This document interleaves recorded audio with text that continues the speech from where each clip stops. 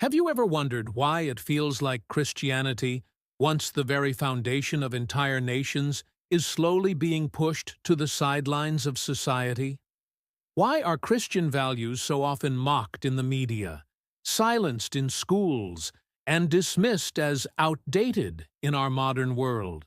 It's a heavy question. And the answer isn't that God has somehow changed. It's that we have stopped fighting the right battles. It feels like Christians are losing the culture war, not because evil got stronger, but because the good got quieter.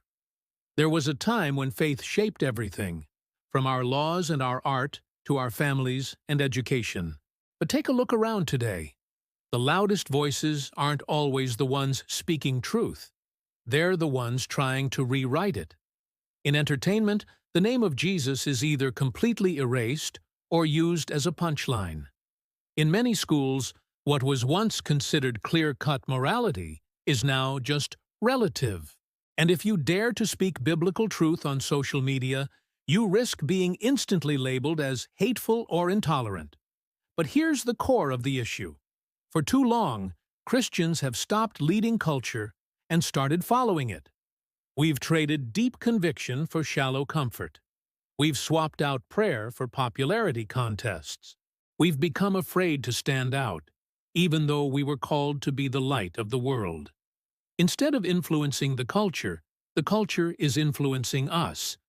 We've become more worried about offending people than we are about offending God. And in our silence, the enemy has gladly filled the void.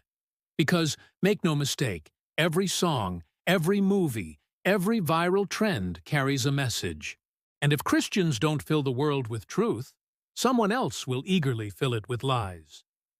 But listen, it is not too late. Think about the early Christians. They faced intense persecution, not applause. They didn't win over the culture by being popular. They won it by being faithful. They stood firm when the world demanded they compromise, and because of their courage, the world was changed forever. So maybe the real question isn't why we're losing the culture war. Maybe the question is, why did we stop fighting it with faith, with courage, and with unapologetic truth?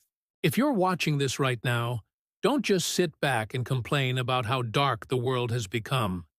Be the light that pushes the darkness back. The battle for culture isn't ultimately fought on big stages or movie screens. It's fought in the quiet battlefield of our hearts, yours and mine. And victory begins the moment we decide to stand for what is right, even if it means we have to stand alone. Thanks for watching.